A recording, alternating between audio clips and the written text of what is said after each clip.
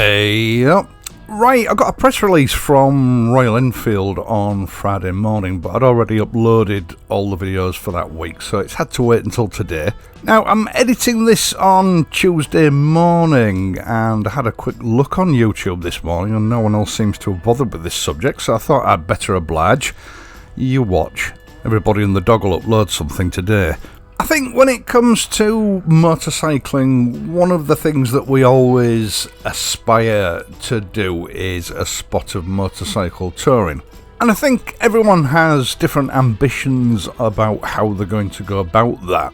2 weeks touring and camping, a week's touring and bed and breakfasting, or just a weekend away, a long weekend. Out on the bike, just man and machine, exploring the countryside, away from home. I mean, it doesn't really get any better than that, does it? Between the two Royal Enfield twins, or the established Royal Enfield twins, not including the new Super Meteor, the Interceptor 650 would be my choice for touring. It's a standard roadster configuration, comfortable to ride, relaxed, powerful enough for just about any situation. And as I say, that would be my choice as a tourer, but we can't ignore the Continental GT. Now, I have a lot of viewers who've commented on various sort of touring type videos that they have the Continental GT and they found it just fine for touring, and I'm not going to disagree with that. We're all different. A lot of people tour on sports bikes, so why wouldn't you be able to tour on something like the Continental GT? I get it. It's horses for courses. Or is it courses for horses?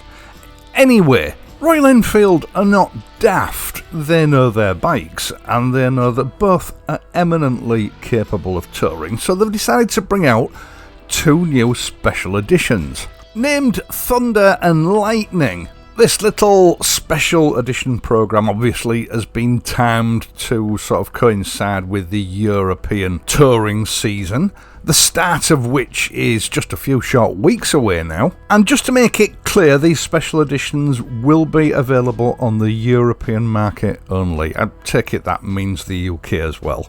Now, obviously, being a special edition, there are going to be limited stocks of these bikes, which I'll go through in a moment. So if you're interested, I suggest you get your name down for one ASAP.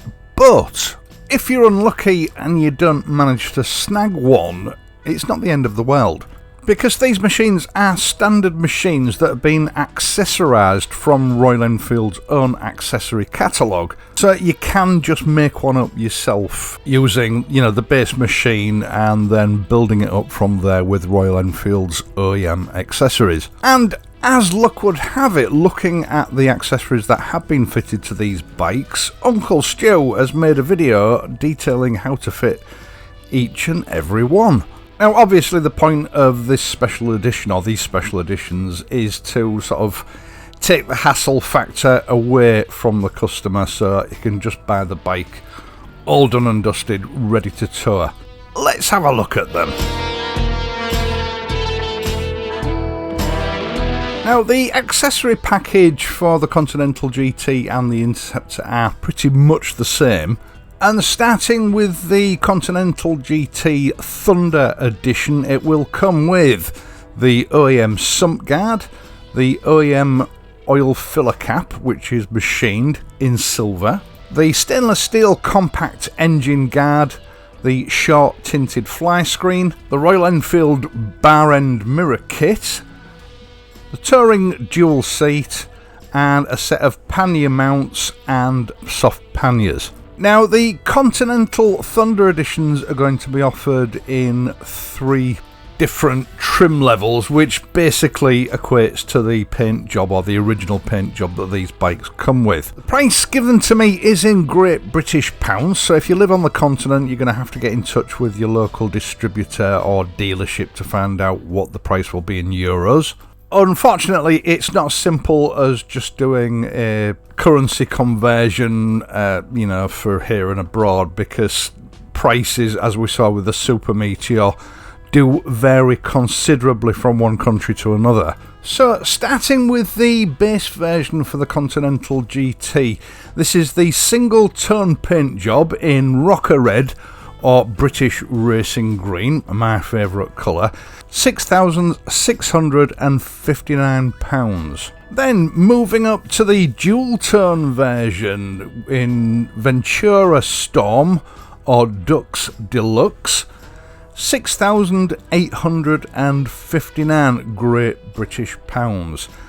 Then finally the Chrome or Mr. Clean version, £7,159. Now I should take this opportunity just to apologise for the format of the photographs that I've used in this video. Unfortunately, in these press releases, priority seems to be given to use in magazines and other social media platforms, so nothing is in the 16:9 aspect ratio required for use on YouTube. Sorry about that. I've done the best I can, sort of enlarging them and trying to make them fit. So, moving over to the Interceptor 650 Lightning Special Edition.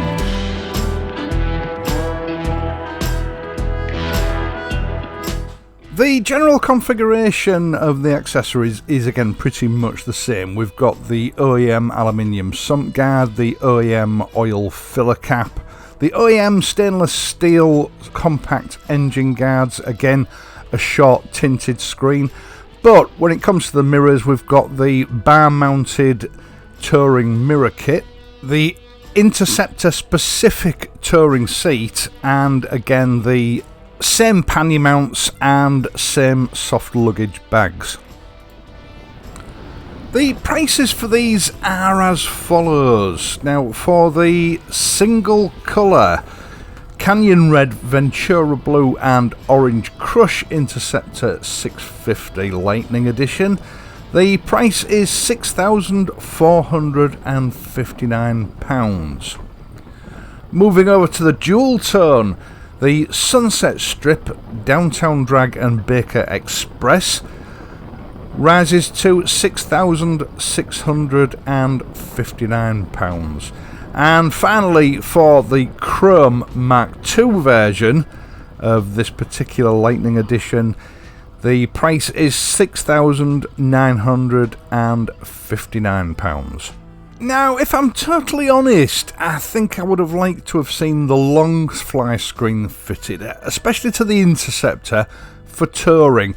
The reality is there's not a great deal of difference in the height between the tall and the short screen. But I know that the long screen is pretty effective at sort of cleaning up air from the head and chest area, which is essential for long distance comfortable touring. That's just my opinion.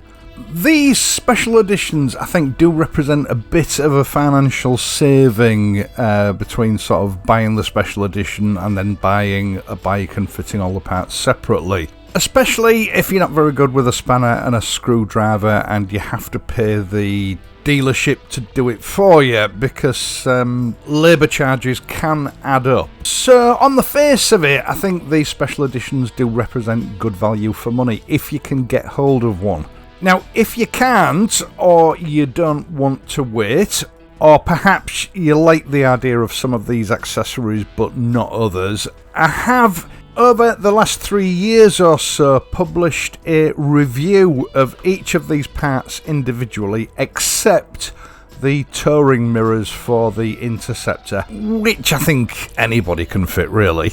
But I did include in each of those review videos a full step-by-step guide on how to fit these parts, because this is a proper bike channel and that's what proper bike channels do. So if you decide you might want to just buy these parts separately and fit them to your bike, or maybe just some of these parts, I will leave a link in the video description down below for the relevant playlists to sort of help you make your mind up on what you want to do.